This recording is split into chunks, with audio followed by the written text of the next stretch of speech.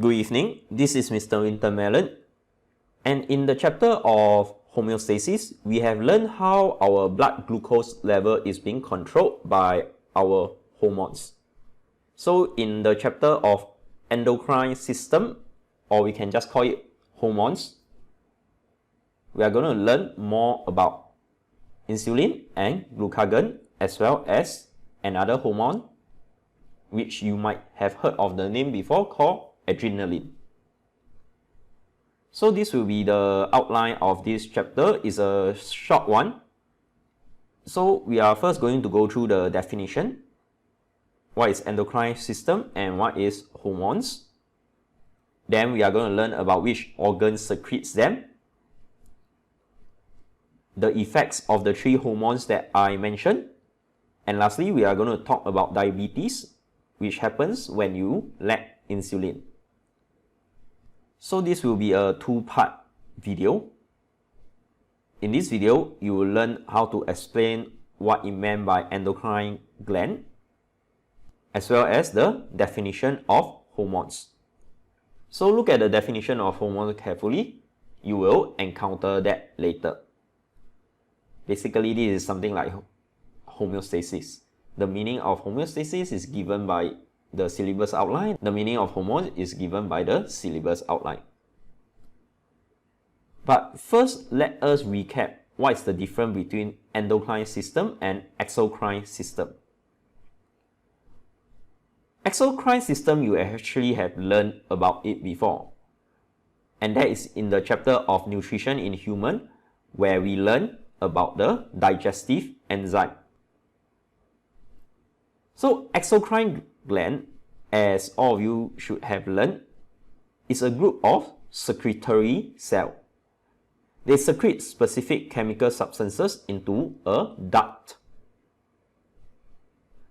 Then you might be thinking, sweat is chemical. What is sweat? It's water. Does water have a chemical formula? Yes. So sweat is a chemical.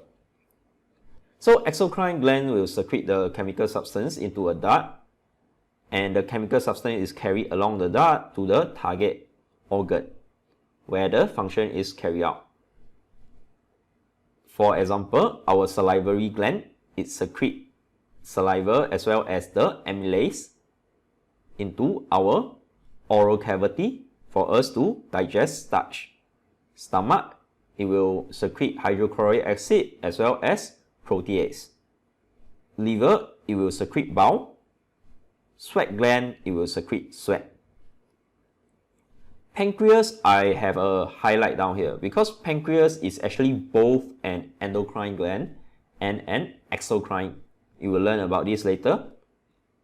So basically, the exocrine part, you have learned it in the chapter of nutrition in human. It will secrete pancreatic enzyme through the pancreatic duct into the small intestine. So the small intestine is the target organ of the enzyme secreted by the pancreas. So this is exocrine gland.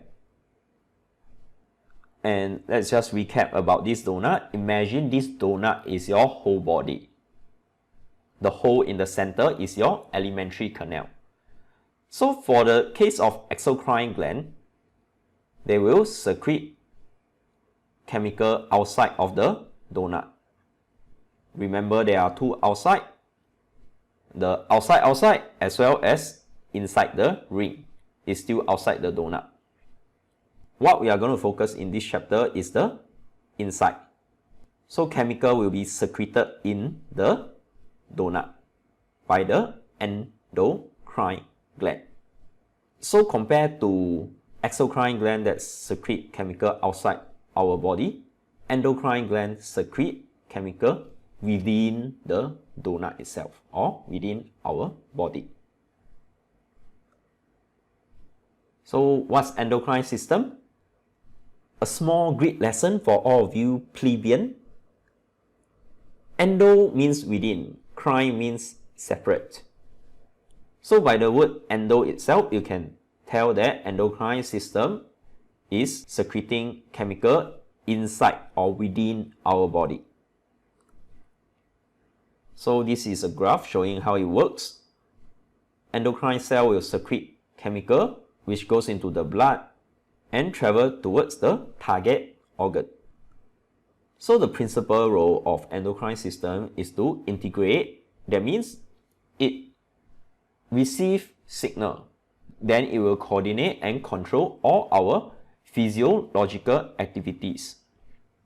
For example, it receives signal of our blood glucose level increase, then it will trigger the appropriate negative feedback in various parts of our body. So endocrine gland is a group of ductless secretory cells. So the keyword here is ductless. Compared to exocrine, endocrine is ductless. So they will secrete chemical substance, in this case is hormone, directly into the blood capillary. Then the hormones will be carried by our blood to our target organ, which is most likely quite far away. In the case of exocrine system, imagine your stomach will just secrete the digestive enzyme into the stomach.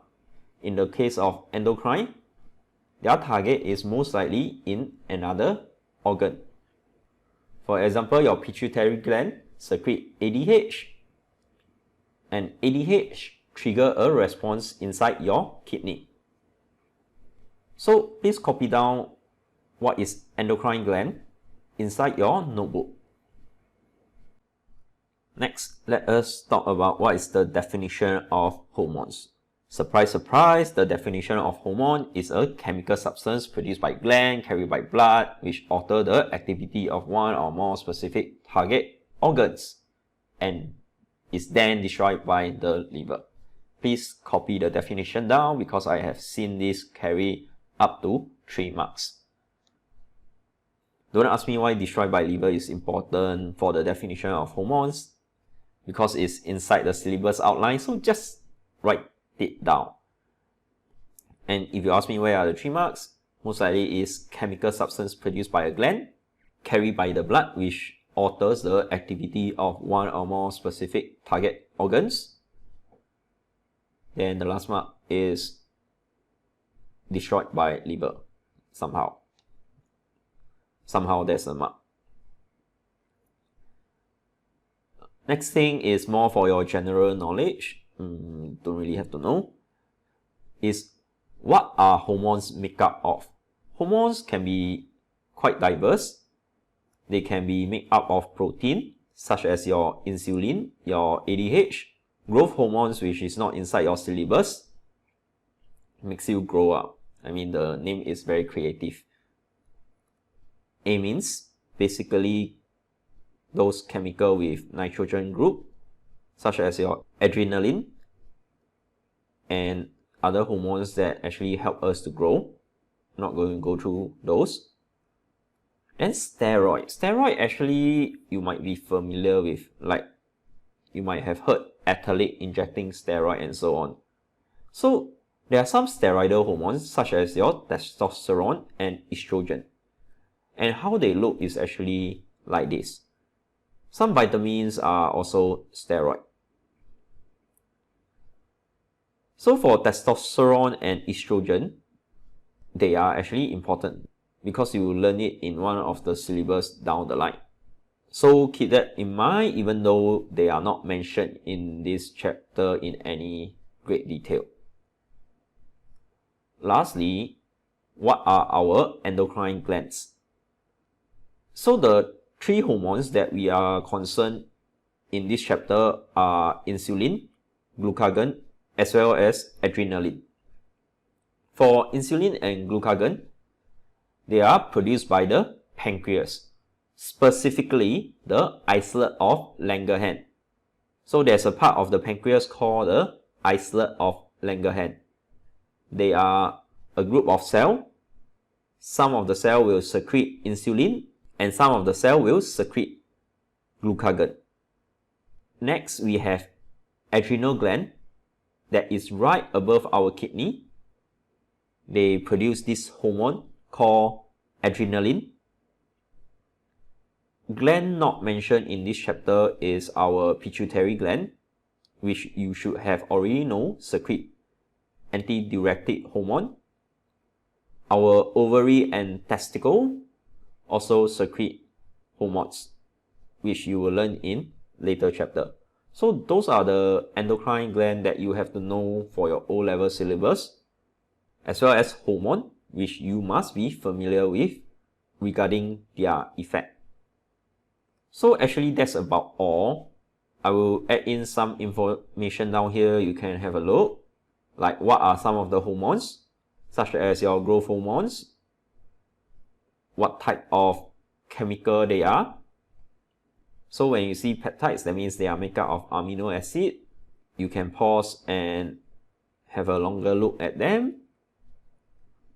There are even more hormones, of course, not surprising.